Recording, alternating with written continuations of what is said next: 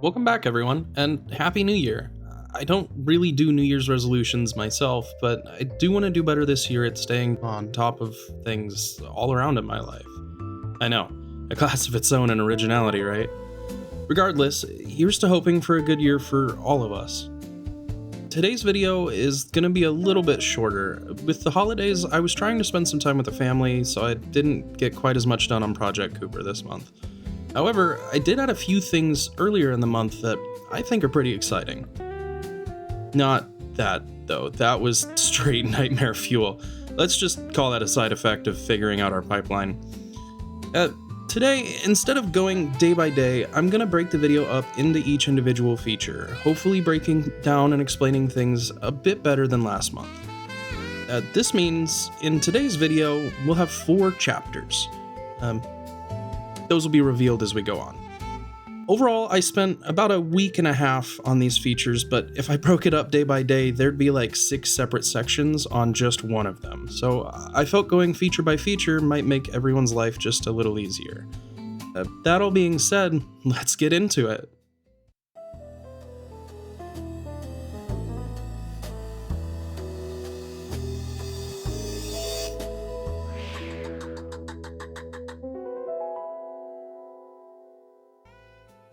I ended last month by adding a heads-up display for the player, or a HUD. While a little crude behind the scenes, it at least gave the player a way to track their health. When I jumped back into the project, I wanted to start by tying up this loose end. Nothing major, I cleaned things up in the background and I implemented the gadget bar, though there's no gadgets to use it. There was still another thing hidden behind the scenes, however, that the players still needed to be able to see. Their coin count. I had spent some time between my work sessions brainstorming how I wanted to handle this, so I was able to immediately hit the grindstone.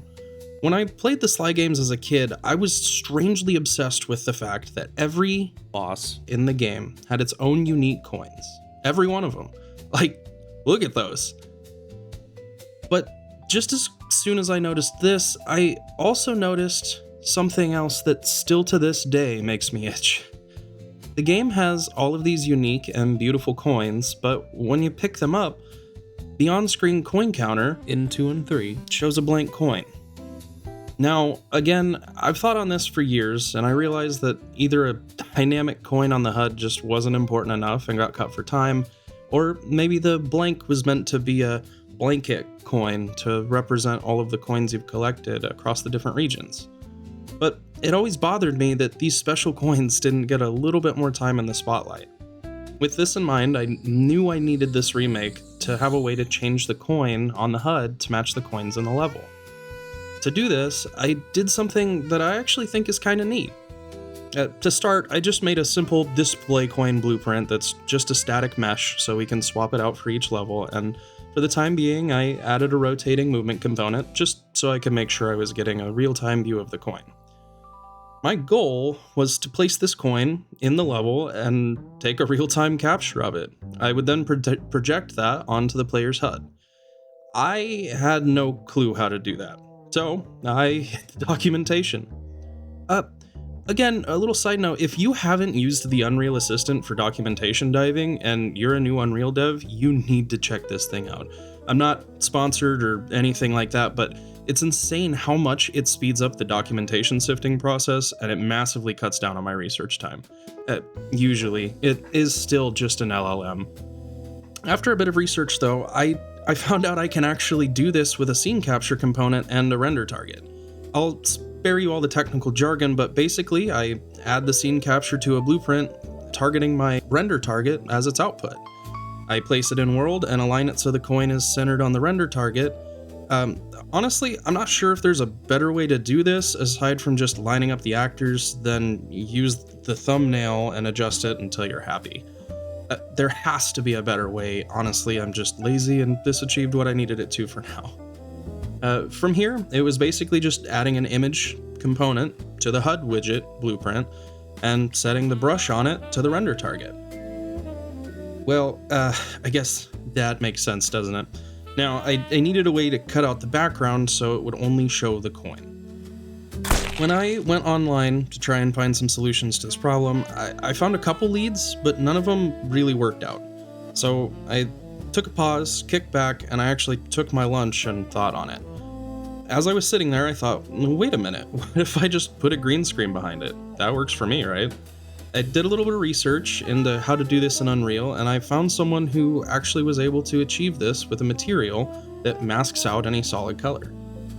I implemented this, slapped in some green boxes, and perfect. I added in the text with some logic to update it to match the player's coin count, and animated the show and hiding. Success!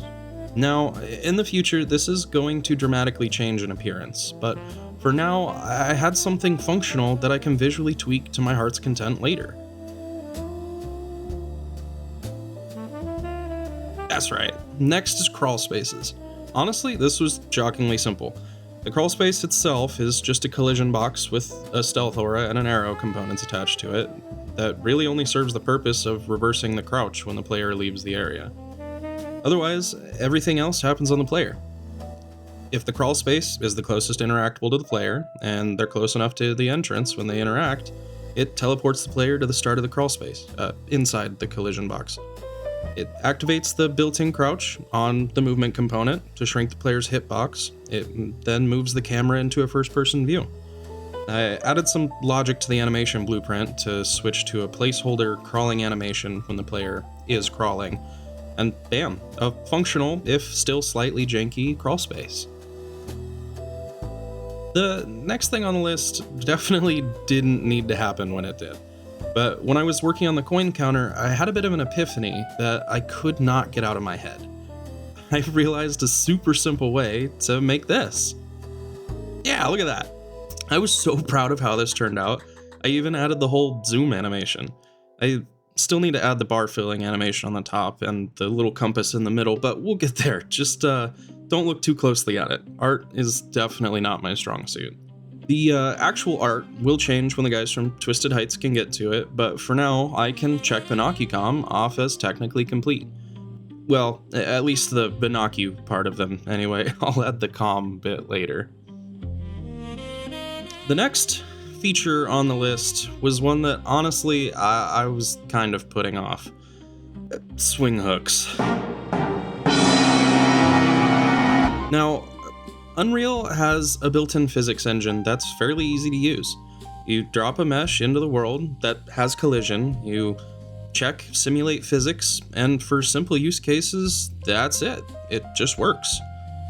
Doing it this way is not usually recommended, and just simulating physics on things willy-nilly can cause problems if you aren't careful. It's definitely better to do this in your blueprint or your C++ class dynamically on some form of trigger that will also disable it at some point, so you can have as few things actually simulating physics at once as possible. All of this is great, but what does it have to do with swing hooks? Well, I thought going into this that when the player's cane overlapped with the swing hook, I could just attach the cane to the swing hook at preset points. Then just simulate physics on Sly and let the engine do the rest. Yeah, no, that didn't work at all. This actually sent me down a nearly week-long rabbit hole of research, trial, and error. A lot of error.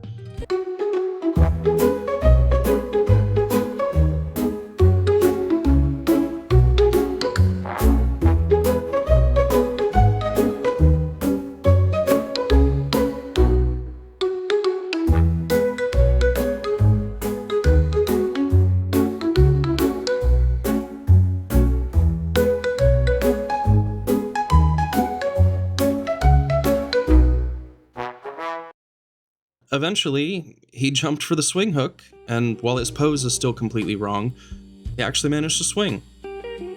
I can't even begin to explain how much this threw me off. For some reason at first, I just could not get my brain to grasp the way Unreal's physics constraints worked in this setting. But putting it simply, there's something called a physics constraint that it's basically just a way of attaching two physics actors, or actors with physics being simulated on them. It acts kind of like a joint that allows for some movement between the two actors. I placed one of these into the swing hook's blueprint, and now when the player interacts with a swing hook, collision is activated on a collider on Sly's cane. Then, when or if the swing hook overlaps with this collider, the physics constraint in the swing hook gets its constrained components set to be the swing hook and the player's collision capsule, or their hitbox. And for the most part, the physics engine handles the rest. I added in the ability to jump off of it, and now, for the most part, we have swing hooks. Now, I know it doesn't look great yet. I'll figure out the posing and animation later, and I actually still need to add the ability for the player to swing. As I'm recording this, it just kind of carries the player's initial momentum with no way to add more. So if you stay on the hook for more than 1 or 2 swings, you just kind of stop. I have an idea on how I'm going to implement this, but for now it's just on the to-do list. Not the most exciting stuff, I know, but for now, my focus, if you haven't figured it out, is on building the player character. In games like these, the player spends the most time by far interacting with their character. And once the core tech for Sly is out of the way, the plan is to move into developing a base enemy class, mostly for testing, so that I can then try to build out Murray and Bentley's core tech sets. Once all of that is said and done, I may spend a little time on level design and block meshing just to give myself a break from all the scripting, but I'm getting way ahead of myself. I've barely scraped the surface and there's still so much to do, so I better get back to it. Thank you so much for watching. If you want to stay up to date on Project Cooper, be sure to subscribe and I'll see you next month. Oh, and let me know down in the comments below what your favorite feature, mechanic, or just detail is from the Sly series. I'm curious if anyone else was obsessed with the coins. But until next time, friendly little guy away!